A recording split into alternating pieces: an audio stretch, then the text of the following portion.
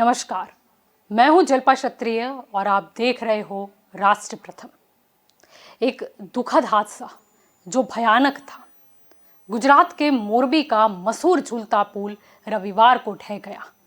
कई लोग इस पुल पर मौजूद थे। कल से ही कुछ समय की देरी पर अलग अलग अंक सामने आए, अंक अपनी जान गंवाने वाले लोगों के। रविवार का दिन था। लोग अपने परिवारजन मित्रों के साथ वहां पर पहुंचे थे, एक अच्छी यादगिरी, एक अच्छे अनुभव के लिए। उन्हें क्या पता था कि सुखद अनुभव नहीं पर दुखद हादसा बन जाएगा। आपको बता दूं कि ये लोग फ्री में नहीं गए थे। इस पुल पर जाने के लिए पैसे दिए थे, टिकट खरीदा था। बच्चों के लिए 12 रुपए का टिकट, बड़ों के लिए 17 रुपए का टिकट। आपको बता दें कि यह पुल कई महीनों से रिपेयरिंग के लिए बंद था। दिवाली के एक दिन बाद ही इस पुल को मरम्मत के बाद जनता के लिए खोला गया था। इस पुल की मरम्मत में कई करोड़ रुपए की लागत भी लगी, जिसकी बात सामने आई थी। वहीं अब इतना बड़ा हादसा हो जाने के बाद पुल की मरम्मत करा रही और पुल के रखरखाव की जिम्मेदारी निभा रही ओरेवा कंपनी की भूमिका पर भी बड़े सवाल खड़े हो रहे हैं। टिकट पर भी अगर देखा जाए, गौर किया जाए तो ओरेवा कंपनी का नाम स्पष्ट दिखाई दे रहा है। इस बीच पुल के उद्घाटन का एक वीडियो भी वायरल हो रहा है और साथ ही ओरेवा कंपनी के ओनर जो बड़ी बड़ी बातें कर रहे थे पुल की मरम्मत को लेकर, वो भी लोगों ने अब याद कर लिया है। आ झूलता पुल है एक ऐतिहासिक मोरबीનું एक સમારણું છે અને આ ઝૂલતા પુલ લાસ્ટ 6 મહિનાથી અમે લોકોએ રિપેરિંગ માટે અને ફાઇનલ મેન્ટેનન્સ માટે બંધ કરેલ, જે બેસતા વર્ષના નવા વર્ષના બેસતા વર્ષના દિવસે અમે એનું જાહેર પબ્લિક માટે ઓપન કરીએ છીએ। હવે આ બ્રિજ છે એ હેંગિંગ બ્રિજ છે અને હેંગિંગ બ્રિજને હેંગિંગની જે કંઈ પણ વસ્તુ છે એ રાખવા માટે થઈને એ ટાઈપની જિંદાલ અને એવી સ્પેશિયલાઇઝ જે કંપનીઓ હોય એ લોકો પાસે આ આખા ટેકનિકલ સ્પેસિફિકેશન સાથે અમે લોકોએ એને રિક્વાયરમેન્ટ આપી અને રિક્વાયરમેન્ટ મુજબ એ મટીરિયલ ડેવલપ કરવામાં આવ્યું અને ડેવલપ કર્યું એ મુજબ આ ટાઈપના બ્રિજો જે લોકો બનાવે છે અથવા જે લોકો કામ કરે છે એવા એક પ્રકાશભાઈ કરીને ધાંગધ્રાની કંપની છે, જેને અગાઉ બી 2007માં આ બ્રિજને જ્યારે આપણે ત્યાં ભૂકંપ આવ્યો અને એના કારણે જે કંઈ પણ ડેમેજ હતો ત્યારે બી એમને રિપેર કર્યું ને એને જ આપેલું ને અંદાજે 2 કરોડ રૂપિયાની આસપાસના ખર્ચે આ 100% રિનોવેટ અમે લોકોએ। अब आपको बता देते हैं कि गुजरात के गृह मंत्री हर्ष संघवी के अलग अलग बयान। कल हर्ष संघवी बता रहे थे मीडिया को कि हादसा हुआ तब जानकारी के मुताबिक 150 लोग उस पर सवार थे। आज मोरबी में झूलतो ब्रिज तूटी पड़वाना कारणे एक दुखद घटना घटी है। जे समये ब्रिज तूट्यो ते समये जानकारी मुजब आश्रे 150 जेटला लोको ब्रिज पर हाजर हता। फिर हर्ष संघवी अपनी सरकार का बचाव करते, श्रेय लेते भी नजर आए।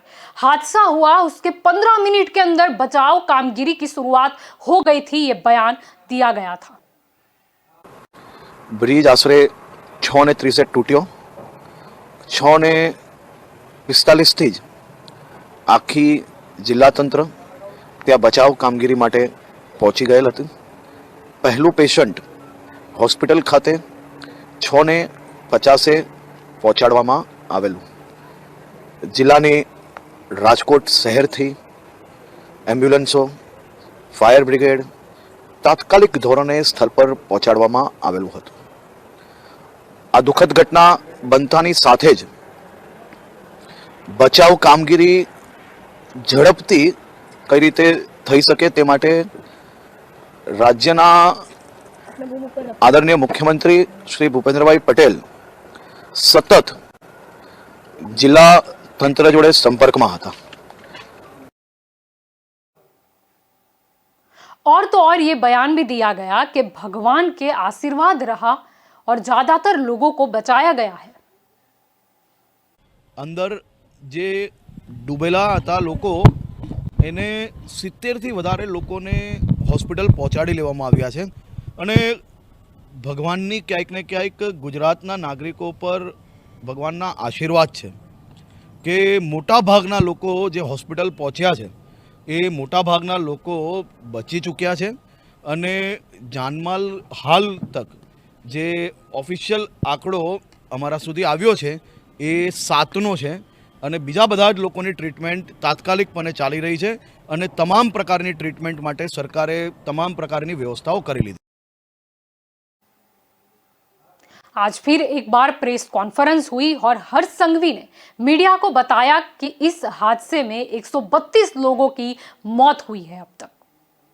कुल मिला के अभी तक 132 लोगों की मौत ये दुर्घटना में हुई है।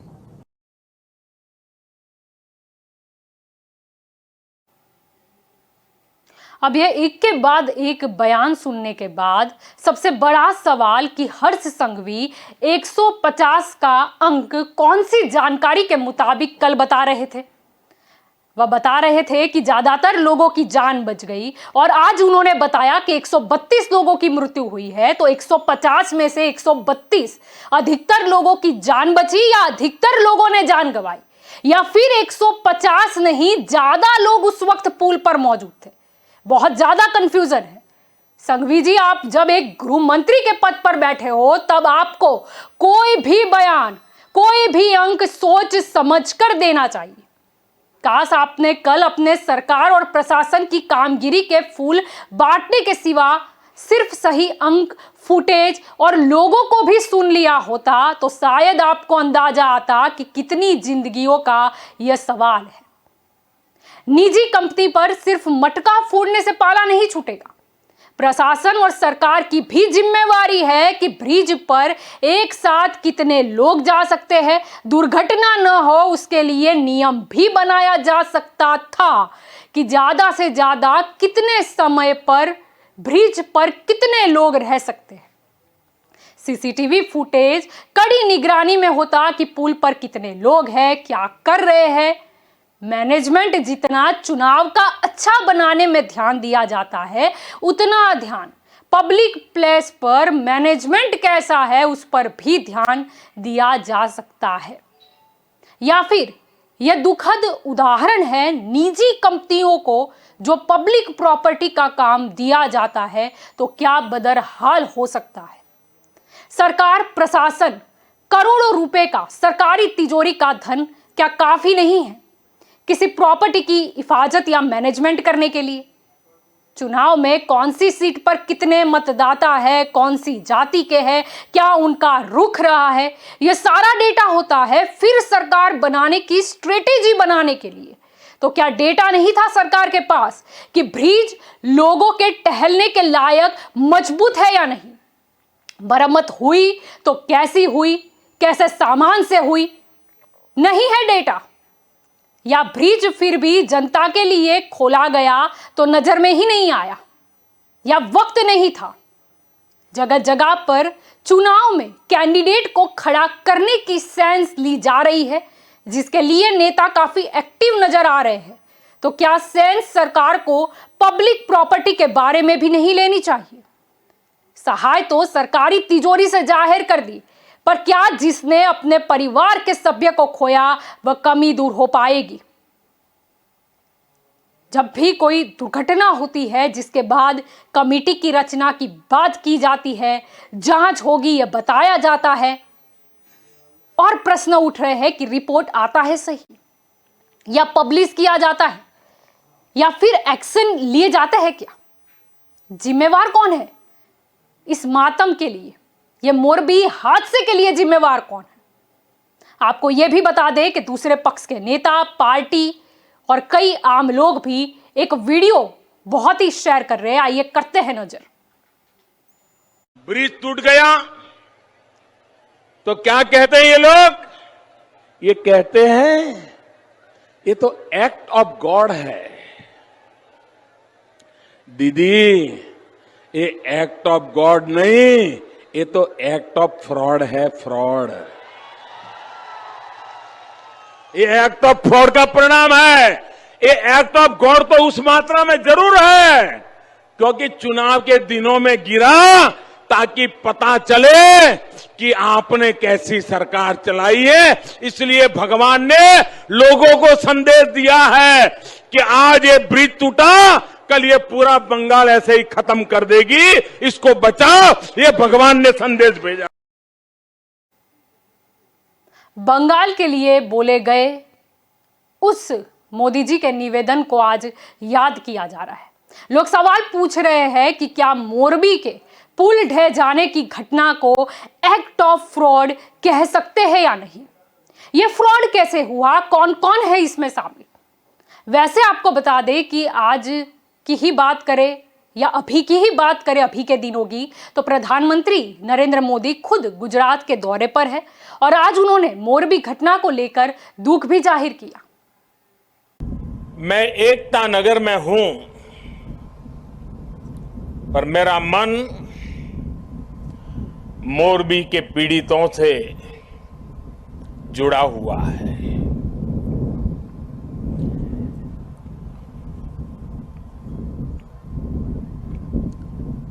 शायद ही जीवन में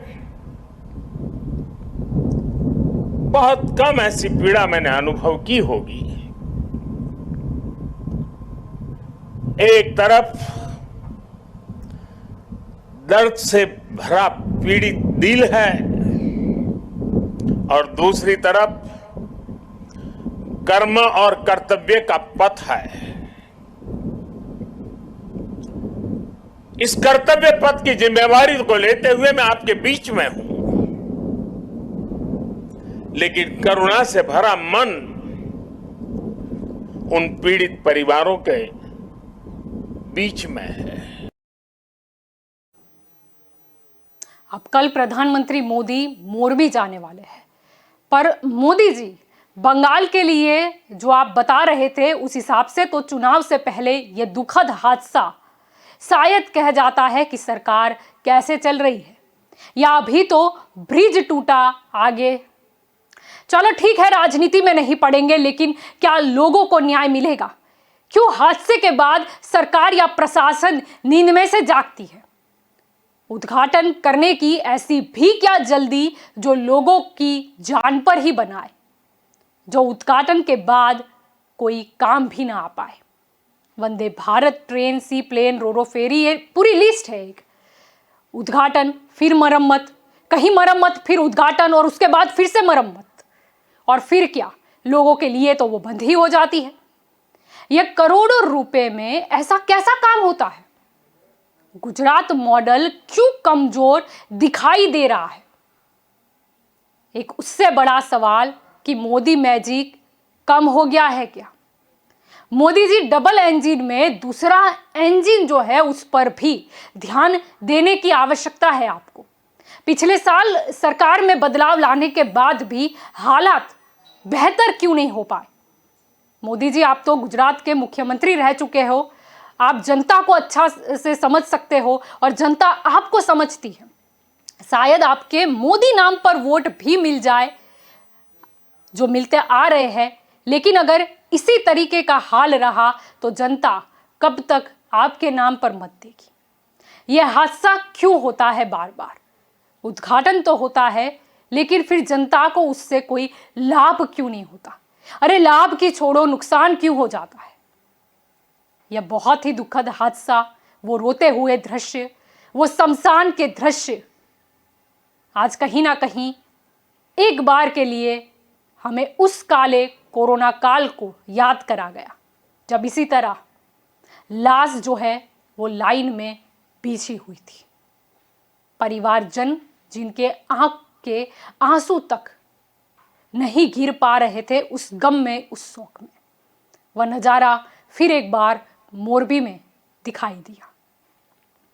वो चीखे महिलाओं की हो, बच्चों की हो या बूढ़ों की हो।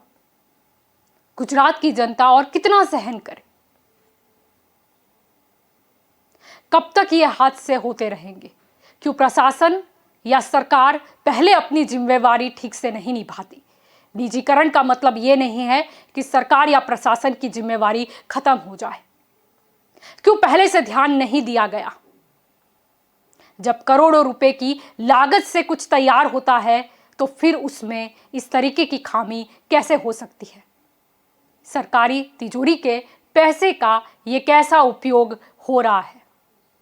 या फिर उसमें भी कोई गोलमाल है? जैसे कि गोलमाल हो जाता है सामान में, दिखाया कुछ और जाता है और मटेरियल कुछ और यूज होता है। जरूरत है और गुजरात की जनता की भी ये पुकार है कि अब बस करो, अब बस करो। गुजरात मॉडल नहीं, लेकिन सिर्फ और सिर्फ गर्वी गुजरात बनना है। विकास चाहिए, लेकिन ऐसा चाहिए जिस पर खून के धब्बे ना हो। ये सहाय देने से वो परिवार का दुख कम नहीं होगा जिन्होंने अपनों को खोया है। जिम्मेवार कौन है, इसकी तलाश तो और भी गहराई से होनी चाहिए और ज़रूरत पड़ने पर फिर एक बार शायद बदलाव लाने की भी ज़रूरत है। शायद मोदी जी अच्छे से जानते हैं गुजरात को, और ये जो हादसा हुआ उसके बाद क्या करना मुनासिब रहेगा, क्योंकि अब तो गुजरात में भी चुनाव आने ही हैं। ये बहुत दुखद हादसा, वो परिवारजन जिन्होंने अपनों को खोया, उनके साथ हमेशा लोगों की संवेदनाएं रहेगी और सरकार से ये सवाल रहेगा कि आखिर ऐसा कब तक चलेगा। नमस्कार।